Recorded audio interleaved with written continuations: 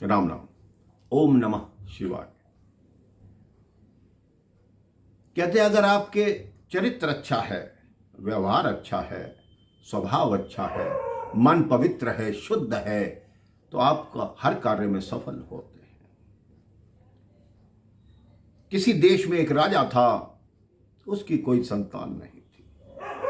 अब वो सोचता कि कल को मेरी मृत्यु हो जाएगी तो मेरे बाद मेरा राज्यपाट कौन संभालेगा। रोज मंत्रियों से सलाह लेता।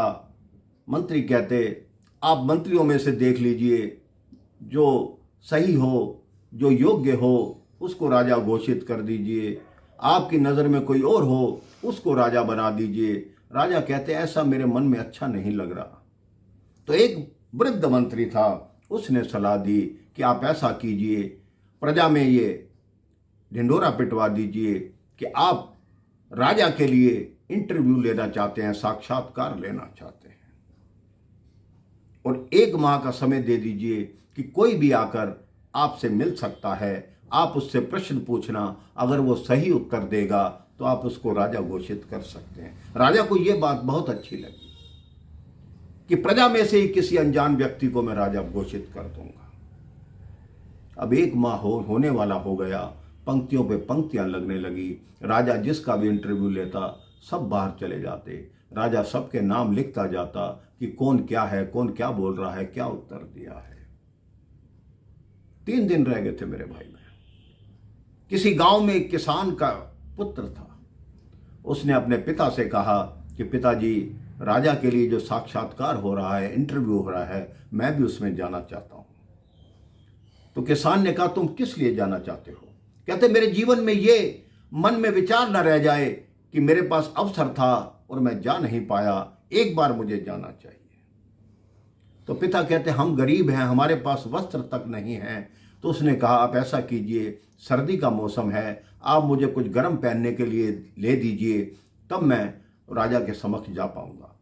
उसके पिता ने कहीं से उधार लेकर उसको एक सुंदर सी जैकेट लेकर दी।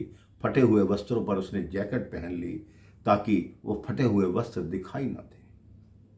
अब वो उस नगर के समीप आ गया, उसे महल दिखाई देने लगा। महल में पहुंचने ही वाला था, मार्ग में एक वृद्ध भिखारी बैठा था। उसने कहा रुको बेटा। उसने कहा क्या हुआ। कहता बहुत ठंड लग रही है, मुझे ओढ़ने के लिए कुछ ले दो। अब उस लड़के ने कहा मेरे पास ना पैसे हैं ना कुछ है, केवल एक जैकेट है। उसने अपनी जैकेट उतारी और उस वृद्ध भिखारी को दे दी। अब उन्हीं फटे वस्त्रों में वो महल के अंदर प्रवेश कर गए। उससे पूछा गया, उसने कहा मैं साक्षात्कार देने आया हूँ। वहाँ कुछ और लोग थे, उनका साक्षात्कार हुआ। जब इसका नंबर आया, जब ये उस कक्ष में गया, इसकी आंखें खुली की खुली रह गई, क्योंकि राजा वही था जो वृद्ध भिखारी बनकर बैठा हुआ था। उस लड़के ने कहा आप। कहते हाँ मैं। तो कहता आप मुझसे क्या पूछने थे। कहते कुछ नहीं पूछना। अगर मैं तुमसे राजा बनकर वो जैकेट मांगता तो तुम मुझे 100 जैकेट भी वैसी दे देते। मैंने एक वृद्ध भिखारी बनकर तुम्हारी परीक्षा ली, तुम उस परीक्षा में सफल हुए, ये लो अपनी जैकेट वापस। मुझे पता है तुम्हारे पिता ने पैसा उधार लेकर तुम्हें ये जैकेट लेकर दी है। आज के बाद मैं तुम्हें राजा घोषित करता हूँ, क्योंकि तुम्हारे जैसे युवक की मुझे तलाश थी, जिसका मन में दूसरों के लिए हमदर्दी भी हो और जिसके मन में दूसरों के प्रति आदर भाव भी हो। इसलिए मैं तुम्हें राजा बनाता हूँ। तो मेरे भाई बहन, ये कथा छोटी सी है, लेकिन हमें ये बताती है कि मन अगर शुद्ध रखोगे, पवित्र रखोगे, तो आप हर वस्तु को प्राप्त कर पाओगे। राम राम। जय श्री राम। ओम नमः शिवाय।